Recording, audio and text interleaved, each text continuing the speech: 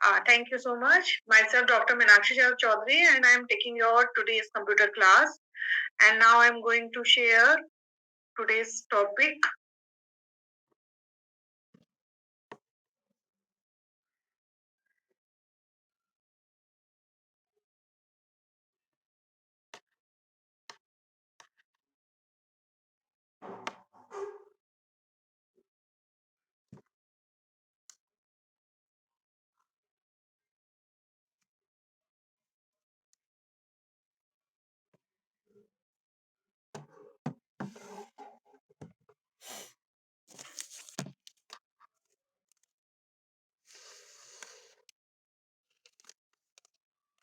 So today's topic is computer languages. First topic is a computer language, and second one is a PowerPoint. Computer language जैसे कि हम सभी जानते हैं कि हमारी जो लैंग्वेज है कंप्यूटर लैंग्वेज अपना is am audible? Breaking your voice. Yes. So computer language. What is the computer language? Computer language का मतलब क्या है कि ऐसी लैंग्वेज जिससे कि हमारी बात कंप्यूटर को पता लगता है कि हम आखिर क्या करना क्या चाहते हैं या फिर हम क्या काम करना चाहते हैं तो उसको अगर हम डेफिनेशन में बोलेंगे क्या बोलेंगे a group of instructions that are used to create computer programs are known as computer language मतलब जो हमारा कोई भी इंटरेक्शन है जो हमारा इंटरेक्शन कंप्यूटर के थ्रू हो रहा है इसको और इजी वे में अगर बात कहें कि हमारी अपनी बात दूसरे तक पहुंचाना यानी सामने वाले पर्सन को या सामने वाले सिस्टम को हमें जो काम कराना है वो चीज बताने के लिए हमें जिस लैंग्वेज की नीड पड़ती है उसे क्या बोला जाता है लैंग्वेज वो हमारा कोई भी हो सकता है भाई हिंदी इंग्लिश मराठी जो हम बोलते हैं वो अब बोलना नहीं जानते तो हम क्या करते हैं कि हमने साइन लैंग्वेजेस के थ्रू हम अपनी बात को सामने वाले तक पहुंचाते हैं वही बात यहाँ पर आ जाती है जब हम काम अपना काम कंप्यूटर के थ्रू करते हैं तो उस कंप्यूटर को अपनी बात हम कैसे समझाएंगे भाई कंप्यूटर लैंग्वेजेस के थ्रू समझाएंगे तो उन्हीं कंप्यूटर लैंग्वेजेस के बारे में आज हम पढ़ने जा रहे हैं तो क्या कहा फिर हमने जैसे कंप्यूटर लैंग्वेज क्या हुआ a group of instructions that are used to create computer program are known as computer language अब जो कंप्यूटर लैंग्वेज है वैसे तो हम सभी जानते हैं जो मोस्ट ऑफ कुछ लोगों ने पढ़ा भी होगा आप में से तो क्या होगा क्या क्या है कंप्यूटर लैंग्वेज कि वो लैंग्वेज जो कंप्यूटर को समझ में आए और कंप्यूटर को मशीन लैंग्वेज को ही कंप्यूटर समझता है और जब कंप्यूटर उस लैंग्वेज को समझ रहा है तो वैसा तो नहीं है जो जैसे हम बोल रहे हैं ह्यूमन लैंग्वेज है तो ह्यूमन लैंग्वेज वो कंप्यूटर नहीं समझ सकता उसको समझने के लिए उसे कुछ कोड्स की जरूरत पड़ती है जो कोड की नीड्स होती है उन्हें क्या बोला जाता है 0 और 1 की लैंग्वेज यानी कि मशीन लैंग्वेज ही कंप्यूटर समझ सकता है उसको असेंबली या हाई लेवल लैंग्वेज की जो मार्किंग है वो उसे समझ में नहीं आएगी तो उसी कंप्यूटर लैंग्वेजेस को 3 टाइप्स में डिवाइड किया गया है जैसे टाइप्स ऑफ लैंग्वेज सबसे पहले क्या आती है हमारी लो लेवल लैंग्वेज तीन तीन तरीके से हमारे इसको डिवाइड किया गया है एक है लो लेवल लैंग्वेज एक है मशीन लैंग्वेज और एक है हमारी हाई लेवल लैंग्वेज तो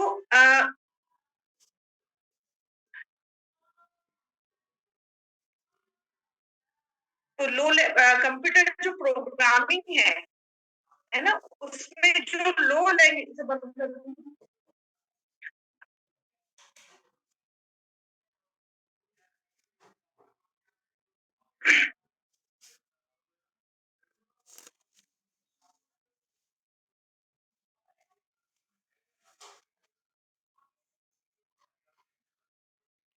हाँ जी तो लो लेवल लैंग्वेज क्या हुई हमारी वो लैंग्वेज जिसमें हमारा सिर्फ जो लैंग्वेज रहती है वो क्या होती है 1 और 0 की फॉर्म में रहती है 1 और 0 यानी कि हमारे जो नंबर सिस्टम होता है जैसे 1 और 0 में हमारा मशीन लैंग्वेज क्या है 1 और 0 से ही चलता है वो ही अंडरस्टैंड करता है हम चाहे उसे किसी भी लैंग्वेज में उसको इनपुट दे रहे हो लेकिन उसको फर्स्ट क्या करता है कन्वर्ट करता है इसमें लो लेवल लैंग्वेज तो लो लेवल लैंग्वेज के लो लेवल लैंग्वेज में हमने क्या किया, सबसे पहले अपनी कंप्यूटर लैंग्वेज जो फर्स्ट है वो क्या है, हमारी लो लेवल लैंग्वेज है।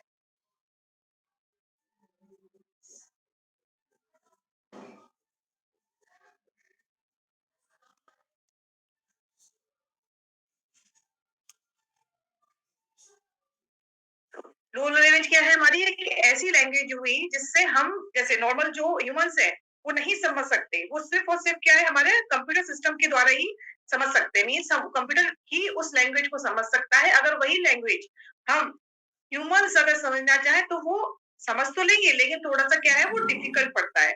तो कंप्यूटर जिस लैंग्वेज को बड़ी इजीली समझ लेता है उस लैंग्वेज को वो लैंग्वेज हमारी हाई लेवल लैंग्वेज से बिल्कुल डिफरेंट होती है। और ये जो लैंग्वेज है वो मशीन डिपेंडेंट होती है, क्योंकि वो मशीन से ही समझा जा रहा है। तो इसका मतलब ये हुआ कि मतलब लैंग्वेज कुछ भी हो, कुछ भी कंप्यूटर कोई भी लैंग्वेज हमारी कंप्यूटर पे रन कर सकती है, बट उसको वो फर्स्ट कन्वर्ट किसमें करता है, मशीन लैंग्वेज में कन्वर्ट करता है। और जो इस लैंग्वेज में जो प्रोग्राम को रन करने के लिए हमें दो चीज की रिक्वायरमेंट रहती है। वो क्या होती है, एक कंपाइलर होता है और दूसरा क्या होता है, इंटरप्रेटर। अब लैंग्वेज इस जो लैंग्वेज है, ये जो लो लेवल लैंग्वेज है, उसका जो प्रोग्राम है वो बहुत ही फास्ट वे में एग्जीक्यूट होता है। इसके अलावा इसके जब फास्ट एग्जीक्यूट होगा तो उसका मतलब क्या है, हमारा आउटपुट भी हमें उतनी ही जल्दी मिलेगा। तो ये क्या है हमारा लो लेवल लैंग्वेज। अब बात आती है मशीन लेवल लैंग्वेज क्या है, लो लेवल लैंग्वेज ही वही हुई हमारी, लेकिन अब मशीन लेवल लैंग्वेज में क्या है हमारा, इसमें हमने कहा केवल 0 और 1 की बाइनरी, यानी जो बाइनरी नंबर सिस्टम है वो हमारा यूज किया जाता है। अगर हम दूसरे वर्ड्स में इसको बोले तो जो लैंग्वेज कंप्यूटर बिना किसी टेक्नोलॉजी के समझ ले, वो क्या कहलाएगा, हमारा मशीन लैंग्वेज। कंप्यूटर सिर्फ और सिर्फ मैंने जैसे बताया अभी आपको 0 और 1 को ही समझ पाता है। और जो बाइनरी डिजिट का यूज करके कंप्यूटर हर काम जो करता है वो प्रोग्राम 0 और 1 डिजिट के अंदर होता है। अब इसमें हमारा क्या है, इसकी एडवांटेजेस क्या है भाई मशीन लैंग्वेज के लिए। तो जो लैंग्वेज है, मतलब जो लैंग्वेज मशीन लैंग्वेज में जो प्रोग्राम लिखा जाता है, तो वो क्या है, इजीली अंडरस्टूड है, किसके, मशीन के लिए, नहीं कंप्यूटर को इजीली अंडरस्टूड हो जाएगा अगर हमारा प्रोग्राम या हमारा कोई भी कंटेंट मशीन लैंग्वेज में लिखा जाता है। और ये जो लैंग्वेज है वो कंप्यूटर इस लैंग्वेज को कंप्यूटर फास्टली एग्जीक्यूट भी करता है, क्योंकि इसमें कंपाइलर और इंटरप्रेटर की डायरेक्टली जरूरत नहीं पड़ती। क्यों, क्योंकि जब हमारा जब प्रोग्राम है वो हमारा मशीन लेवल लैंग्वेज में ही लिखा जा रहा है, तो there is a no need of any converter. तो इंटरप्रेटर कंपाइलर की इसमें कोई भी जरूरत नहीं होगी, और आउटपुट भी इससे हमको जल्दी मिलेगा। लेकिन इसके इसके साथ साथ मशीन लैंग्वेज की डिसएडवांटेजेस क्या हो जाएंगी हमारी, कि जो मशीन लैंग्वेज है उसमें जो प्रोग्राम लिखा लिखा जाता है वो प्रोग्राम कोई भी ह्यूमन उसको इजीली नहीं समझ सकता, क्योंकि वो थोड़ा सा टिपिकल है। तो क्यों है टिपिकल, क्योंकि इसमें जितने भी हमारे कोड्स हैं या जितनी भी हमको स्टेटमेंट्स देनी है वो किस फॉर्म में है, हमारी 0 और 1 की फॉर्म में। और इसकी दूसरी एडवांटेज डिसएडवांटेज क्या हो सकती है, मशीन लैंग्वेज है, 0 और 1 की फॉर्म में है, तो जो भी हमारा कोड लिखा जाएगा किसी भी प्रोग्राम के, उसका वो प्रोग्राम क्या होगा, काफी लॉन्ग हो जाएगा। और इसमें मशीन लैंग्वेज में लिखा भी क्यों नहीं जाता, क्यों, क्योंकि इसमें एरर्स, यानी कि रिटन में एरर्स या एग्जीक्यूटिंग में एरर्स की चांसेस बहुत हाई रहते हैं। ठीक है। अब क्या है हमारा, अच्छा अब ये जो मशीन लैंग्वेज है, मशीन लैंग्वेज में हमारे दो लॉजिक्स बहुत इंपॉर्टेंट प्ले रोल करते हैं। वो क्या होते हैं, फर्स्ट है हमारा पॉजिटिव लॉजिक, जिसका मतलब क्या है, तो जो वोल्टेज की जो प्रेजेंस होती है वो डिनोट की जाती है, किस प्रेजेंस प्रेजेंस की बात हो रही है, तो वो जो डिनोट की जाती है क्या, one. And the absence of a voltage की डिनोट किससे की जाती है, 0। यानी इसको और इजी में बात करें, अगर हमारा रिजल्ट पॉजिटिव में है तो हमारा क्या जाएगा, 1, और अगर नेगेटिव में है तो क्या जाएगा हमारा, हमारी कौन सी डिजिट यूज होगी, 0। अगर हमारा नेगेटिव लॉजिक है, नेगेटिव लॉजिक में क्या होगा, पॉजिटिव लॉजिक का जस्ट अपोजिट। तो इसमें क्या होगा, here the presence of voltage is denoted by 0। इसमें क्या हो गया, प्रेजेंट ऑफ क्या हो गया, 0। और वही एब्सेंस ऑफ वोल्टेज किससे डिनोट किया जाएगा, 1 से किया जाएगा। तो ये दो लॉजिक्स हैं जो मशीन लैंग्वेज में बहुत इंपॉर्टेंट रोल प्ले करते हैं। नेक्स्ट आपका क्या है,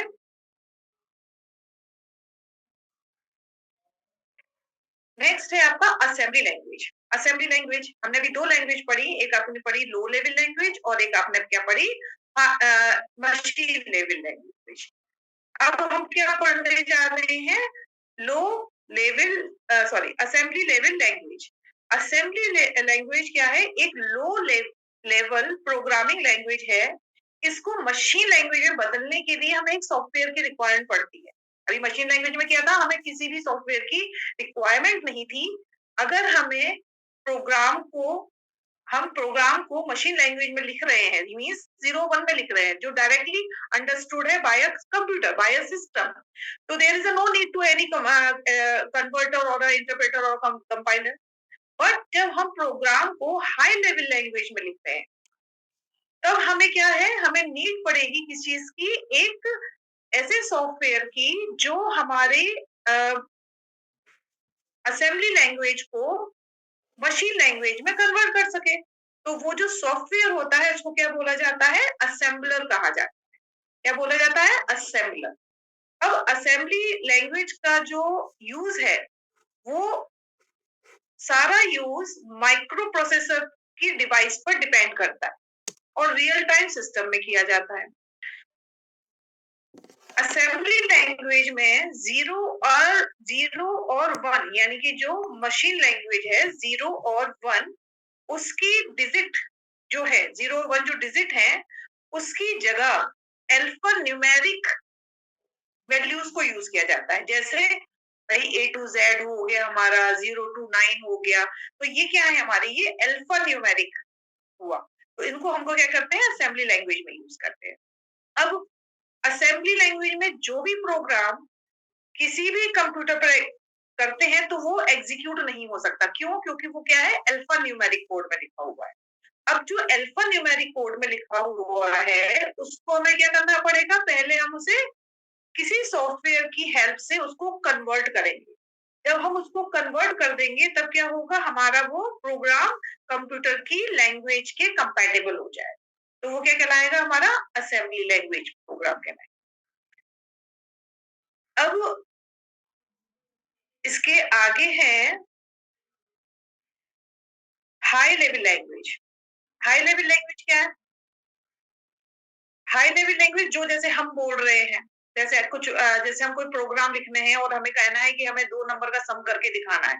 तो हम इजीली एक स्टेटमेंट हमारे सिस्टम पर हम दे सकते हैं कि एंटर 2 नंबर फॉर एडिशन। तो ये क्या है, ह्यूमन समझ में आ रहा है, हमारी समझ में आ रहा है कि हम क्या बोल रहे हैं। तो हाई लेवल लैंग्वेज एक ऐसी लैंग्वेज है जिसकी हेल्प से कंप्यूटर प्रोग्राम को आसानी से समझा जा सकता है और लिखा जा सकता है। हम जो प्रोग्राम लिख रहे हैं वो भी हाई लेवल लैंग्वेज में लिख रहे हैं। हम जो प्रोग्राम का आउटपुट हमें जो मिल रहा है, वो भी इसमें किस में मिल रहा है, हाई लेवल लैंग्वेज में मिल रहा है। तो इसीलिए क्या कहा गया, जो कंप्यूटर का प्रोग्राम है, उसको इजीली समझा भी जा सकता है और इजीली लिखा भी जा सकता है। ठीक है। तो हाई लेवल लैंग्वेज जो है हमारी, जैसे इंग्लिश है, अ, जैसे ये आपका हाई लेवल लैंग्वेज है, ये आप समझ रहे हैं कि क्या लिखा हुआ है, हम समझ पा रहे हैं ये क्या लिखी हुई है, स्पेलिंग्स है, अल्फाबेट्स हैं, ये सब हर प्रॉपर एक लैंग्वेज है, ह्यूमन अंडरस्टैंडेबल लैंग्वेज है, इसको हम समझ पा रहे हैं। ठीक है। तो जो ह्यूमंस हैं, उस जो आसानी से जिस लैंग्वेज को समझ सकें, वो क्या कहलाएगा, हमारा हाई लेवल लैंग्वेज कहलाएगा। और हाई लेवल लैंग्वेज का जो यूज होता है, वो काफी यूजर फ्रेंडली सॉफ्टवेयर और कोई भी वेबसाइट जो बनाते हैं हम लोग, उसको बनाने में इसको यूज किया जाता है। किस लिए यूज किया जाता है भाई, कि सामने जो हम कंटेंट देख रहे हैं, वो कंटेंट हमारे अच्छी तरीके से समझ में आना चाहिए। अब समझ में आ रहा है, तो यानी कि वो हमें विजिबल है। अब अगर वहां पर सेम चीज हम अ, लिख दें किसी मशीन लैंग्वेज में, तो क्या आपको वो कंटेंट समझ में आएगा? हम वेबसाइट पे अगर कुछ फाइंड आउट करना चाह रहे हैं, तो वो हमारी लैंग्वेज में, या तो हिंदी में होगा या इंग्लिश में होगा, मराठी होगा, जैसा जैसी स्टेट वैसी लैंग्वेज उसको यूज करेंगे।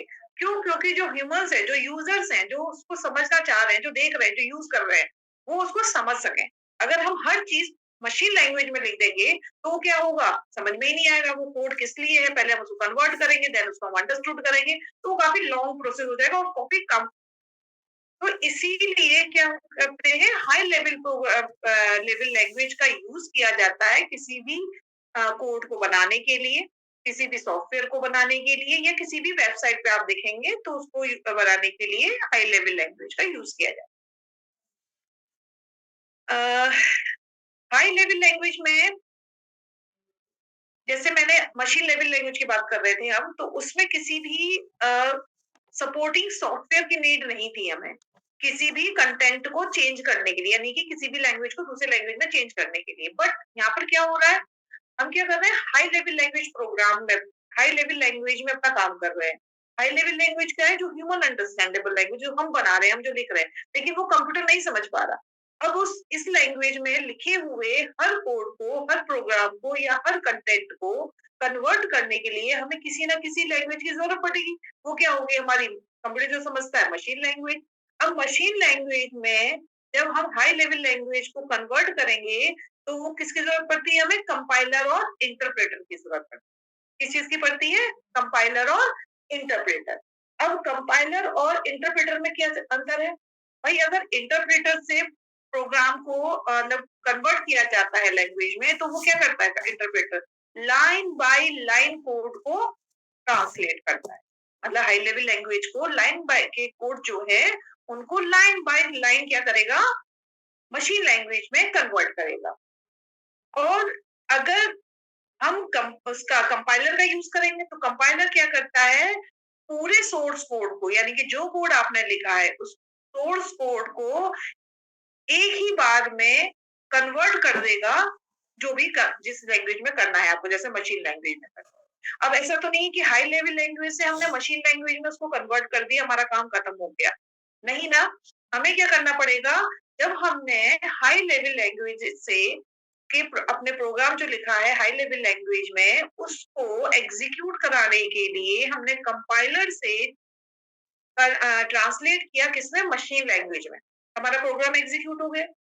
लेकिन एग्जीक्यूट करने के बाद भाई हमको दोबारा जो आउटपुट चाहिए, वो भी तो ह्यूमन अंडरस्टैंडेबल लैंग्वेज में चाहिए।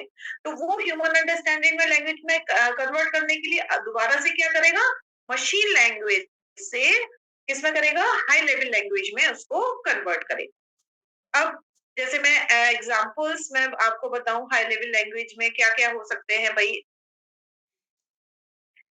तो here are some examples of high level programming language, जिसमें हम अपने प्रोग्राम कोड को लिखते हैं। क्या है, सी है, सी प्लस प्लस है, जावा है, जावा स्क्रिप्ट है, पाइथन है, सी शार्प है, पीएचपी है। तो these are some programming language, जिसमें हमारे जो कोड होते हैं वो किस में लिखे जाते हैं, प्रोग्राम हाई लेवल लैंग्वेज में ही प्रोग्राम लिखे जाते हैं। अब इसके एडवांटेजेस क्या है भाई, बहुत इजी है। क्यों भाई, एडवांटेजेस क्या है, सबसे बड़ा एडवांटेजेस कि जो प्रोग्राम हम लिख रहे हैं वो क्या है, ह्यूमन अंडरस्टैंडेबल में।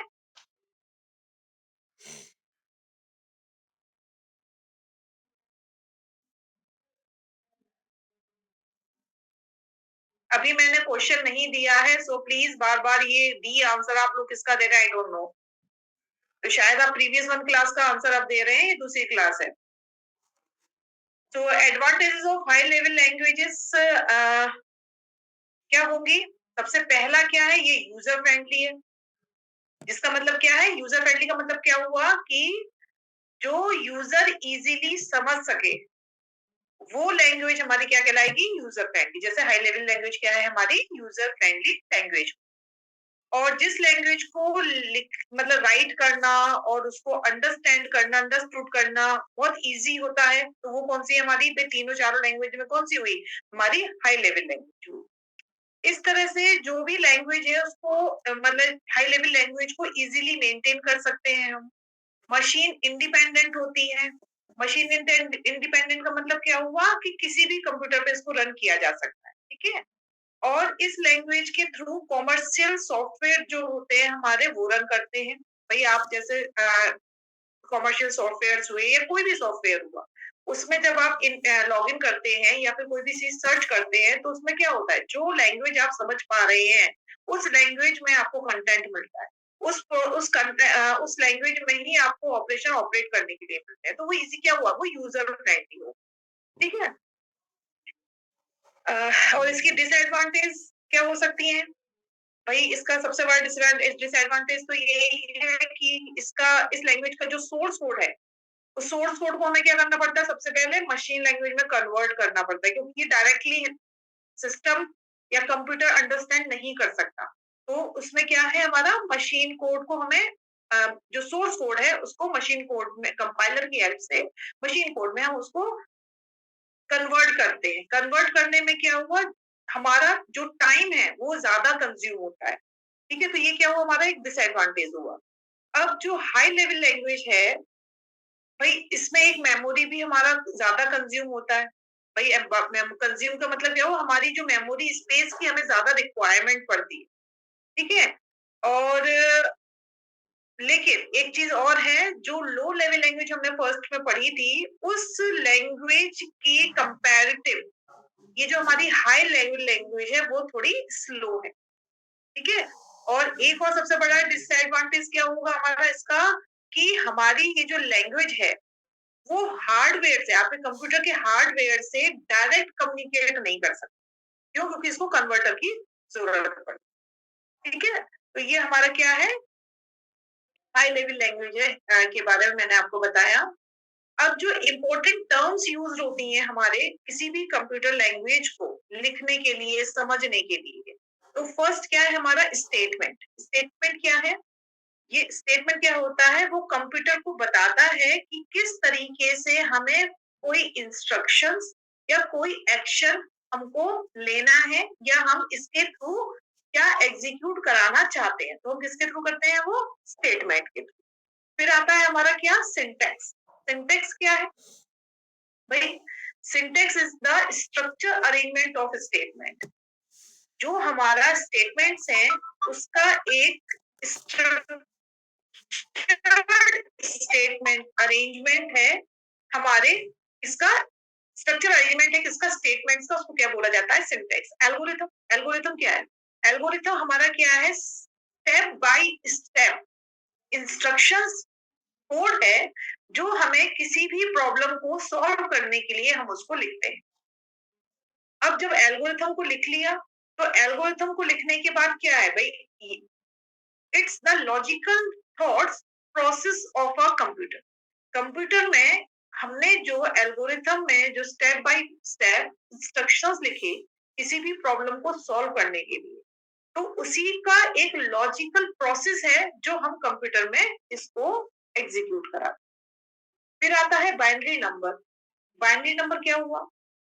बाइनरी नंबर क्या है? Binary number is the way for of expressing data. आपके डेटा को एक्सप्रेस करने के लिए हमें बाइनरी नंबर की नीड पड़ेगी।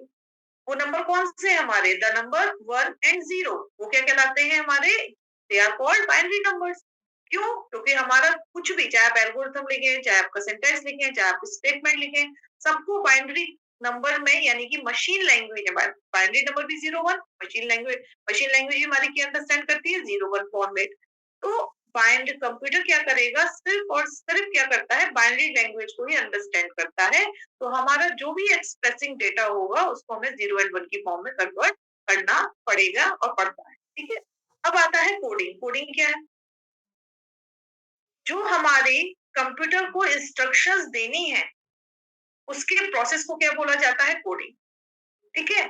और कंप्यूटर कोडिंग को हम प्रोग्रामिंग, जो प्रोग्राम्स लिखते हैं या फिर जो कोड्स लिखते हैं, कोड लिखते हैं, जैसे सपोज करो हम HTML में, PHP में, पाइथन में, ये सब हम लिख रहे हैं, तो ये क्या है हमारे, ये क्या, इसमें क्या बोल देते हैं, बस हम क्या कोडिंग लिख रहे हैं। ठीक है। अब हम उसी चीज को जब हम प्रोग्राम की फॉर्म में लिखते हैं तो हम क्या बोल देते हैं कि it is a program. Both are same things, coding program दोनों में हमारा सेम HLL का यूज हो रहा है, हमारा असेंबली का यूज हो रहा है। तो ये हमारा क्या कहलाएगा, कोडिंग फेज कहलाता है। Now the first half question is yours this, I think so chat box open है आप लोगों का। यस, आंसर दीजिए प्लीज।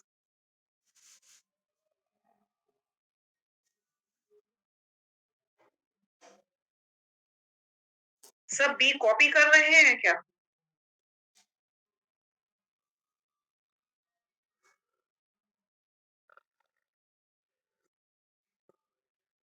सभी लोग अपना आंसर दे दें सो दैट मैं चैट बॉक्स बंद कर दूं फिर। Topic already dictated. The answer is B, right. Okay, open कर देना।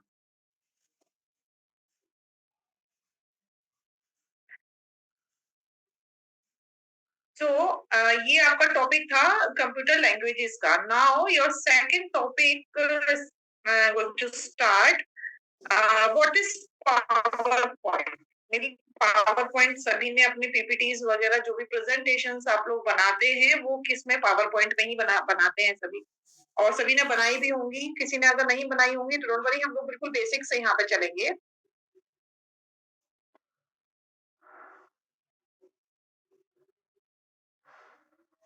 तो पावर पॉइंट क्या है भाई? पावर पॉइंट किसका सॉफ्टवेयर? सबसे पहले तो हमको ये पता होना चाहिए भाई किसका है। It is a software application. ये क्या है? एक सॉफ्टवेयर एप्लीकेशन है। किसकी? माइक्रोसॉफ्ट की। तो पावर पॉइंट क्या है? माइक्रोसॉफ्ट ऑफिस का एक सॉफ्टवेयर है जिसकी हेल्प से क्या है, यूजर जो है डेटा और जो इंफॉर्मेशन है उनको स्लाइड्स की फॉर्म में क्रिएट करता है और पावर पॉइंट इसको प्रेजेंट करता है। अब पावर पॉइंट को ही हम जैसे पीपीटी वर्ड सामने आपको लिखा दिख रहा है, तो पीपीटी की जो फुल फॉर्म क्या हुई? Power point presentation. अब जो पीपीटी है वो हमारा किस लिए यूज किया जाता है भाई? जो भी हमारी विजुअल प्रेजेंटेशन हमको देनी होती है स्लाइड्स के थ्रू, जिसमें स्लाइड्स के थ्रू, अब स्लाइड्स में हम क्या क्या दे सकते हैं भाई? जो हमें प्रेजेंटेशन देना है उसमें हमारे कुछ टेक्सेस होंगे, टेक्सेस के थ्रू हम रिप्रेजेंट करेंगे, कुछ इमेजेस के थ्रू हम प्रेजेंट करेंगे, कुछ ग्राफिक्स हमको ऐड करने पड़ेंगे, मल्टीमीडिया ऐड करने पड़ेंगे। तो इन सभी एलिमेंट्स का यूज करते हुए हम क्या करते हैं, अपना एक विजुअल प्रेजेंटेशन क्रिएट करते हैं अपने टॉपिक से रिलेटेड। तो ये जो सॉफ्टवेयर है यानी कि पीपीटी है, इसका यूज ये नहीं कि हम सिर्फ एजुकेशन में कर रहे हैं। आप अगर किसी भी मल्टीनेशनल कंपनी में चले जाइए, किसी भी कॉर्पोरेट वर्ल्ड में चले जाइए, एजुकेशन में लाइन में रहिए, जहां पर भी मोस्टली क्लासेस ली जाती हैं या फिर आपको अपना प्रेजेंटेशन देना है, तो हम किसका यूज करते हैं? पावर पॉइंट का यूज करते हैं। क्यों यूज किया जाता है? क्योंकि हमारा इसमें सारी चीजें आ जाती हैं। हम हर चीज को इंक्लूड करके एक पीपीटी क्रिएट कर सकते हैं, यानी कि पावर पॉइंट प्रेजेंटेशन क्रिएट कर सकते हैं जिसमें हमारे टेक्स्ट भी होंगे, इमेजेस भी होंगी, ग्राफिक्स भी होंगी, मल्टीमीडिया एलिमेंट्स को भी यूज करेंगे, साउंड्स को भी यूज करेंगे, वीडियोस को भी यूज कर सकते हैं। तो इन सबको मिलाकर हमारी डिफरेंट डिफरेंट फील्ड में हम अपने सॉफ्टवेयर का यूज कर सकते हैं। जैसे एजुकेशनल इंस्टीट्यूट, ऑफिस, कॉन्फ्रेंसेस होती हैं, बिजनेस मीटिंग्स होती हैं, अपनी इंफॉर्मेशन को शेयर। अब मैं क्या कर रही हूँ, आप लोगों को जब मैं ये पढ़ा रही हूँ तो मैं किसके थ्रू कर रही हूँ? ये पीपीटी के थ्रू है। ये मेरा विजुअल प्रेजेंटेशन चल रहा है। ठीक है? तो इस ये सब क्या है, इन सब एरियाज में हम पीपीटी का यूज कर सकते हैं। अब पावर पॉइंट के जो बेनिफिट्स है वो हमारे क्या है? पावर पॉइंट की हेल्प से आप अपनी बात को बहुत ही एक इफेक्टिव वे के रूप में प्रेजेंट कर सकते हैं। बहुत चीजें हैं जो हम बोलते जा रहे हैं, वन वे है, हम वर्बल कम्युनिकेशन कर रहे हैं। तो एक वर्बल कम्युनिकेशन जब बहुत लॉन्ग हो जाता है तो वो क्या है, थोड़ा सा समझ में आता है, कुछ दिमाग से ऊपर जा रहा है। लेकिन हम क्या करते हैं, जब एक प्रेजेंटेशन में मतलब audio, video, animations, multimedia, text, images, sound, इन सब से मिला के हम कोई भी चीज प्रेजेंट करते हैं तो वो ज्यादा क्या होती है, इफेक्टिव होती है, मेमोरेबल होती है, रिमेम्बरेबल होती है, और वो सामने वाला उसको इजीली समझता भी है और इंटरेस्ट के साथ उसको देखता भी है। ठीक है? अब पावर पॉइंट जैसे, जो अगर हम पावर पॉइंट जैसे हमें सीख लिया, तो कोई भी टीचर, जैसे मैं पढ़ा रही हूँ आपको, तो क्या है, मेरे को आ गई, मैंने अपना टॉपिक पीपीटी पे तैयार किया और आपको प्रेजेंट कर दिया। अब इस पीपीटी को हम बनाते कैसे हैं? ये देखिए, इसका नेक्स्ट मैं आपको जो दिखा रही हूँ, ये देखिए नेक्स्ट, ये क्या है, हमारा एक पावर पॉइंट का इंटरफेस है जो हमारी आप चाहे मेरी पूरी विंडो देखिए, चाहे आप मेरे को ये वाला देखिए मेन। मैं लाइट शो तो ये सिर्फ आपको दिखेगा, देखिए दिस वन ओनली, राइट? ये क्या है, जो मैं पीपीटी का ये इंटरफेस था मेरा पूरा, किसका, एक पावर पॉइंट का, पावर पॉइंट जो हमारा सॉफ्टवेयर यूज कर रहे हैं उसका पूरा। अब मैं इसमें आप देखिए जरा, पावर पॉइंट इंटरफेस जो हमारा है, ये हमारा क्या है, ये पूरा जो अभी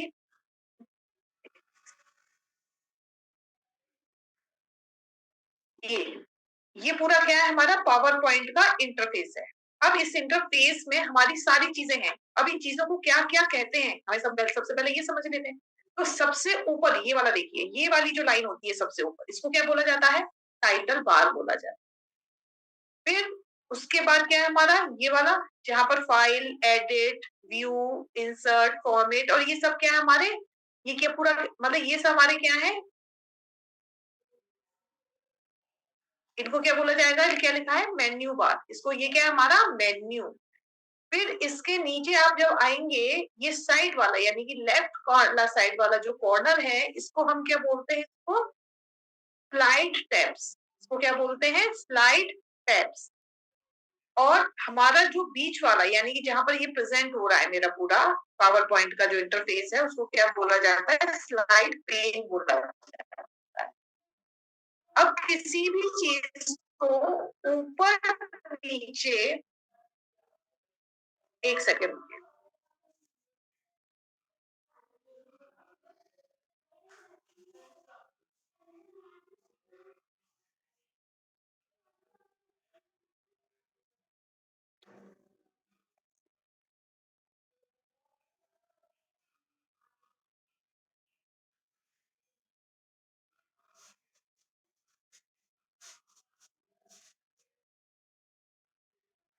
यस।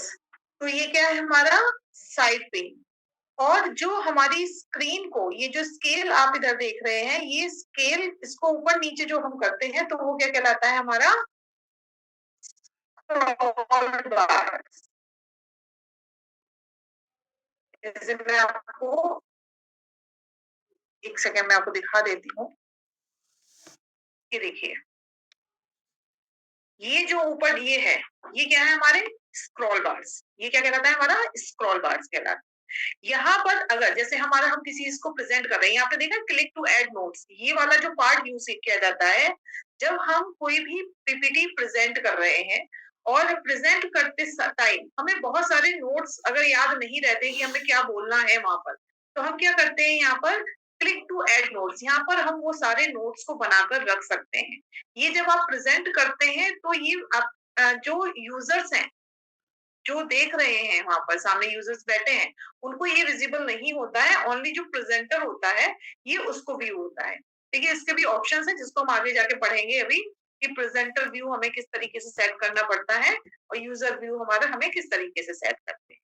तो ये एक पावर पॉइंट का इंटरफेस है।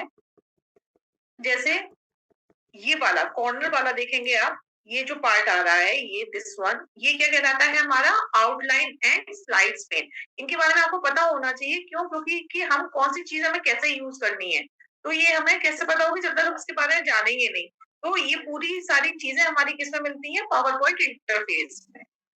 अब जो लास्ट वाला है, लास्ट वाला यानी बॉटम वन हमारा जो पार्ट है, तो वो क्या कहलाएगा हमारा, जैसे यहाँ पर इस इमेज में यहाँ आ रहा है और यहाँ देखिए आप slide 15 to 90 flow and this one, ये क्या कहलाता है हमारा, स्टेटस बार कहलाता है।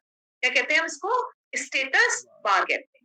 और हमारा यहाँ पर ये जो ऊपर ये वाला जो पार्ट है, ये पूरा पूरा पार्ट हमारा क्या कहलाएगा, फॉर्मेटिंग, यानी कि अभी जैसे होम होम है, ये देखिए होम में गई मैं, तो यहाँ पर ये जितने भी हमारे ग्रुप्स बने हैं, ये हर यानी कि हर टैब का अपना एक ग्रुप है और हर अपने ग्रुप का एक अपना अलग यूज है। तो वो क्या कहलाता है हमारा, फॉर्मेटिंग बार कहलाता है। जब हम ये देखिए, तो हमारा ये समझ गए आप, ये क्या हो गया, हमारा स्लाइड बार हो गया, फॉर्मेटिंग, स्टैंडर्ड, टाइटल, मेन्यू, ये हमारा क्या हो गया, slide pen and so on. अब इसके बाद हम जब होम पे, अच्छा अब पावर पॉइंट है, पावर पॉइंट में हमें डिपेंड करता है कि हम अपना डिजाइन बना क्रिएट करें या फिर जो हमें PowerPoint according to their version जो टेम्पलेट्स प्रोवाइड किए गए हैं उन टेम्पलेट्स को यूज करें। तो जब आप यहाँ पर जाएंगे, बटन पर जाएंगे, तो यहाँ पर क्या है हमारे, जब स्टार्टिंग में न्यू यूज करेंगे तो वहां पर आपको क्या मिलेगा, अलग अलग तरीके के टेम्पलेट्स मिलेंगे। तो उन टेम्पलेट्स को यूज करके हैं, उसमें क्या है आपको रेडीमेड हर चीज बनी हुई मिल रही है। बनी हुई मिलने से क्या होगा, आपको खुद से कोई चीज क्रिएट नहीं करनी है, बस उसके टेम्पलेट्स को यूज करके अपनी इंफॉर्मेशन या अपने डेटा को फीड करके अपनी प्रेजेंटेशन को क्रिएट कर देना। अब जैसे कि हम देख रहे हैं जो फर्स्ट टैब है दैट इज अ होम। सबको दिख रहा है ये होम वर्क। जब हम पीपीटी फर्स्ट टाइम बनाते हैं तो हमारा क्या है, ये होम फर्स्ट है। और उससे पहले अगर हमें न्यू पीपीटी बनानी है तो हम किस पे जाएंगे, न्यू पर क्लिक करेंगे और इस तरीके से हमारा एक व्यू सामने आ जाता है। इस व्यू में हमारे पास एक ब्लैंक के लिए ऑप्शन आ रहा है एंड रेस्ट ऑफ वन के लिए जैसे क्या है इंस्टॉल टेम्पलेट्स है, ये हमारे ऑलरेडी इंस्टॉल्ड है। इनको जैसे मैंने अभी बताया आपको जो टेम्पलेट्स हैं, तो वो टेम्पलेट्स क्या है, इंस्टॉल्ड है, ये आपको पहले इस एमएस ऑफिस के साथ आपको मिले हुए हैं। तो इनका यूज करके भी आप अपनी प्रेजेंटेशन को बना सकते हैं। अब हम स्टार्ट करते हैं हमारे first tab say that is a home tab.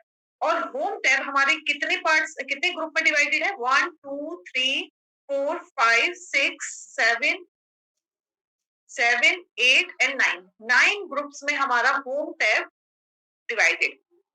अब हमारा जब फर्स्ट टैब है यानी कि फर्स्ट टैब का फर्स्ट ग्रुप क्या कहलाता है, क्लिपबोर्ड। क्लिपबोर्ड में हमें कौन कौन से ऑप्शन मिले, जैसे ये आपका स्टार्ट है क्लिपबोर्ड, ये आपका क्या है फर्स्ट ग्रुप। पीपीटी के फर्स्ट टैब का फर्स्ट ग्रुप हमारा क्या है, क्लिपबोर्ड।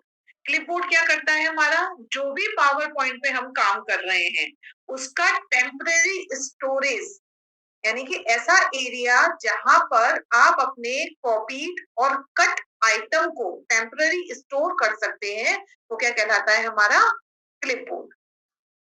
जैसे मतलब आप कुछ भी हो भाई, क्लिपबोर्ड में आपने टेक्स्ट को कॉपी करा, फिर पेस्ट करा, स्लाइड किया, शेप्स किया, टेबल किया, आपने वर्ड डॉक्यूमेंट किया, एक्सेल डॉक्यूमेंट किया एंड सो ऑन। अब इसमें भी क्या है, कुछ लिमिट्स है। लिमिट्स हमारी किसमें होती है, यानी कि हम क्लिपबोर्ड में भाई ऐसा थोड़ी है कि पूरे सिस्टम जहां जहां भर का हम सारा डेटा हम जाके क्लिपबोर्ड में डाल देंगे वो कॉपी हो जाएगा। इसमें हमारी कुछ लिमिट्स होती हैं। तो जो हमारा क्या कहते हैं साइज होता है क्लिपबोर्ड का, वो मैक्सिमम जो इमेजेस होती हैं, इमेजेस मींस इमेजेस में खाली क्यों कि हमारी फोटोज हैं, भाई कोई भी हमने शेप डिजाइन किया या कोई हमने डीएफडी बनाया, कुछ भी बनाया, एनीथिंग एल्स, तो वो एज अ इमेज हमारे क्लिपबोर्ड में कितना क्वांटिटी को स्टोर कर सकता है, दैट इज 24। यानी कि 24 इमेजेस को क्लिपबोर्ड उसको यूज कर सकता है। और इसी तरीके से जब हमारा कोई भी चार्ट हमने अगर बनाया है पीपीटी में या फिर अदर से हम कहीं उसको एक्सपोर्ट कर रहे हैं तो वो कितने हो जाएंगे, मतलब एक बार में हमारे जो क्लिपबोर्ड का साइज होगा जिसमें हमारे ज्यादा से ज्यादा 40 to 50 चार्ट्स को ही हम स्टोर कर सकते हैं।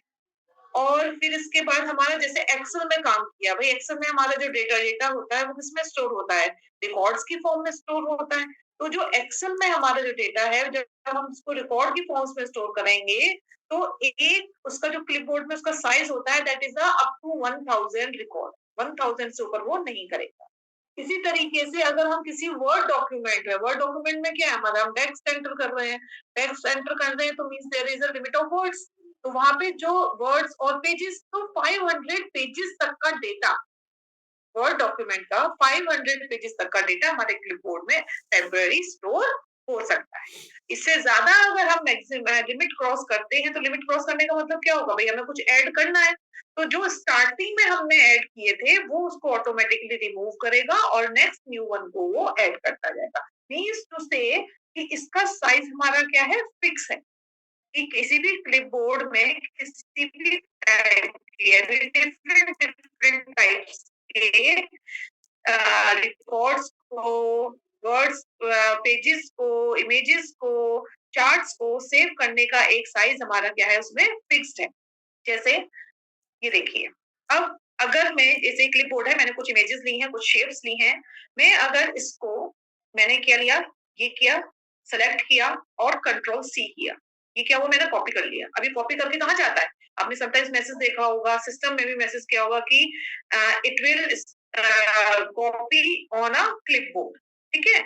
अब क्लिपबोर्ड पे कॉपी हुआ नहीं हुआ हम उसको कैसे देखेंगे? तो ये देखिए, फर्स्ट ग्रुप जो है होम का, जो फर्स्ट ग्रुप है वो क्या है हमारा, क्लिपबोर्ड। आप क्लिपबोर्ड पर क्लिक करिए, ये जो एरो है यहाँ पर क्लिक करिएगा एंड सी, मैंने ये क्लिक किया था and it is stored there. Okay, now ये control C, it store, now image control C, it store, it is stored. अब इससे हमारे इसका फायदा क्या है? देखो, हमारा एक तो अगर हमें ये इमेजेस इसी साइज इसी फॉर्मेट में हमें दोबारा से अपने क्लिप मतलब अपनी पीपीटी में यूज करनी है, तो there is a no need to insert image again. मतलब इमेज को हमें दोबारा से इंसर्ट नहीं करना, उसको दोबारा से रिसाइज नहीं करना, इमेज को सही दोबारा से इसी साइज में हमें नहीं बनाना। हम जस्ट क्या करेंगे, जस्ट क्लिक ऑन दिस। देखो, एक क्लाउड मुझे दोबारा से चाहिए बिल्कुल फिक्स इसी साइज का, तो I just click on it, then same size of cloud inserted on my slide pane। इसी तरीके से आपको कोई इमेज करनी है तो इमेज आप क्लिक करिए, double tap and see this image is inserted on a same और a different one slide also. आप इस पे भी कर सकते हैं और डिफरेंट वन पर भी कर सकते हैं। तो ये क्या यूज है हमारा क्लिपबोर्ड का। अब देखिए भाई, हमने चलो इसमें तो कर ली है, सपोज करो मेरे को एक मेरी फाइल है एक्सेल में और उस एक्सेल के फॉर्मेट के डेटा को मुझे यहाँ लेके आना है, तो उसके लिए मैं क्या करूंगी भाई, या तो वहां से कॉपी करके फिर यहाँ लाके पेस्ट करूँ। समटाइम्स हमारे क्या होते हैं, ये जो पीपीटीज वर्जन होते हैं वो सपोर्ट नहीं करते हैं, तो बहुत इजी वे है उसका, हमारा काम इसी में होगा। देखो ये क्या है, हमारा पीपीटी किसका है, ये एमएस ऑफिस का ही पार्ट है। ठीक है, तो एमएस ऑफिस में हमारे क्या है भाई, एमएस एक्सेल भी है हमारा, पावर पॉइंट भी है हमारा, हमारा ये आपका वर्ड भी है, सो सारे हैं। तो अगर कोई चीज सपोज करो मैं इसको मिनिमाइज कर दिया मैंने और मैंने एक एक्सेल का फॉर्मेट उठाया, फाइल उठाई और there is some data and I want to use that one data in PPT without writing again on our slide pen. मैं I want to just select this one, यहाँ तक का मुझे चाहिए और मैंने इसको क्या किया, कंट्रोल सी किया। अब ये कंट्रोल सी हो गया और जो क्लिपबोर्ड है हमारा एमएस ऑफिस का जो क्लिपबोर्ड है वो हमारी हर फाइल के कंटेंट को सपोर्ट कर। अब ये देखिए, जैसे मैंने कॉपी किया तो ये देखिए, ये देख रहे हैं आप, ये वाली चीज फर्स्ट वन, जो डेटा मैंने वहां पर लिया कॉपी किया था वो यहाँ पर आ गया। अब ये मेरे को यहाँ पर यानी कि मुझे मैं न्यू स्लाइड एंटर कर रही हूँ यहाँ पर और ये न्यू स्लाइड है और जस्ट वेट,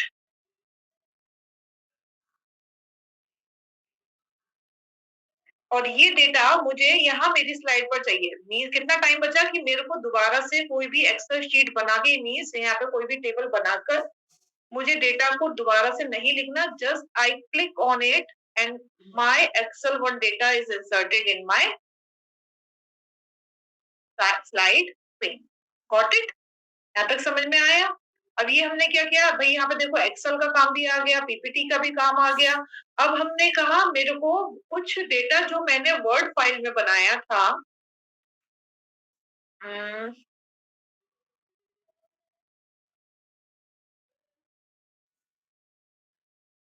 ये मेरा कुछ क्वेश्चन आंसर्स हैं, मेरे को मुझे वहां पर देने हैं, मतलब I want to write that one.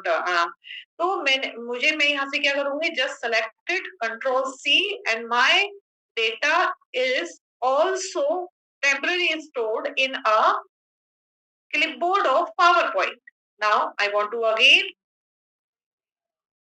add new slide and insert that one all matter in my slide.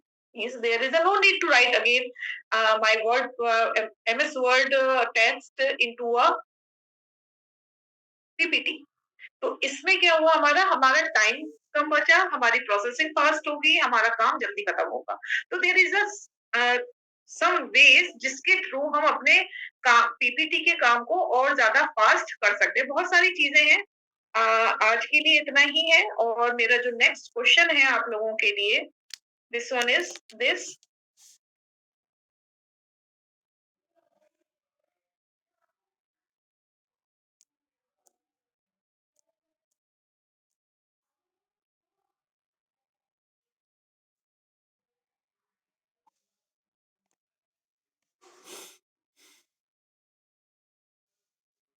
सभी लोग अपना आंसर करें। It and other one groups also we will cover in a last class. I hope so. You all are understand what I taught. Then, if any question, kindly drop a message in your chat box. We will cover in a next class. Or if there will be time, then I will continue.